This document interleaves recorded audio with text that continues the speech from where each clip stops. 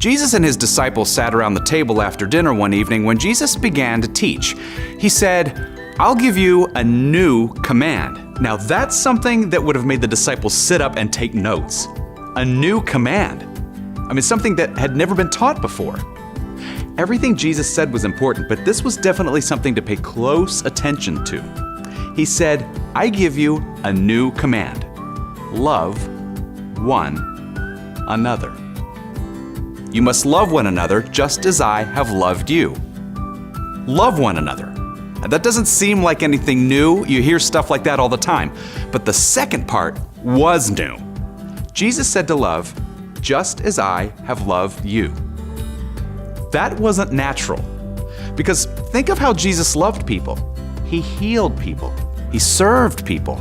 He taught people. And shortly after his meal with the disciples, Jesus would give up his life for people. That kind of self-sacrificial love just wasn't normal.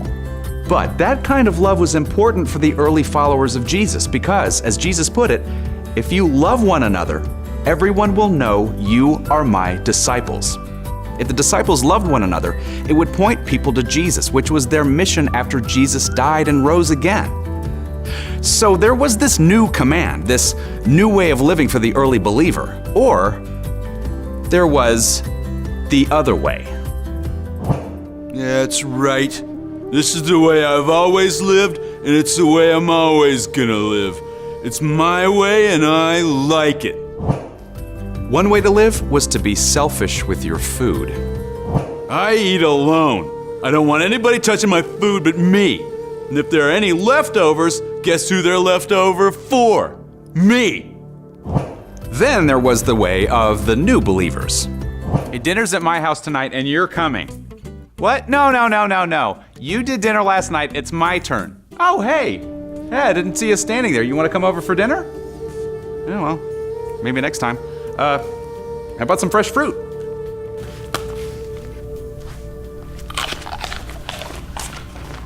One way to live was to be selfish with your stuff.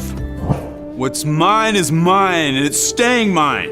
I worked for it, I paid for it, I'm keeping it. Oh, and stay off my lawn. Or, of course you can use my shovel. I mean, what good is a shovel if it's not shoveling? Keep it as long as you like. Oh, hey, how about you? You need anything? I don't borrow things. I don't want to owe anybody anything. Oh, well, if you need something, just let me know. I mean, I don't have much money, but I do have an old bracelet I can sell you if you get in a pinch. You'd sell your own bracelet if I needed something? Well, sure I would. It's just a bracelet. I don't understand you. One way to live was to be selfish with your time. I get up, I eat breakfast, I go to work, I come home, I go to bed. If there's any time left over during the day, that's me time. And I'm spending it on me. Or the new way. Will I see you at the temple courtyard today? Same place as yesterday? Okay, I can't wait to hear what Peter has to tell us about Jesus today. How about you? Are you coming? What? No. Oh, well, is there anything you need me to pray for? Pray? For me? Sure, we pray together every day. No, thank you. The believers shared their lives together. They ate and prayed together. They sold things they owned and gave to anyone who needed something. Every day they met together, praising God and learning about Jesus. They loved one another. And people noticed.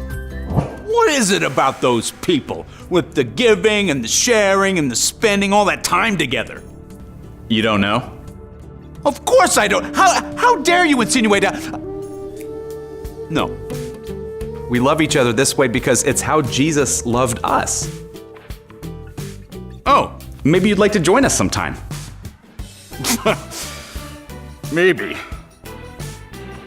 Maybe I will. Great. Up here. Every day the Lord added to the group of new believers. More and more people came to believe in Jesus. Their love for others was contagious. And the good news of Jesus' love spread across countries and continents over decades and centuries and millennia.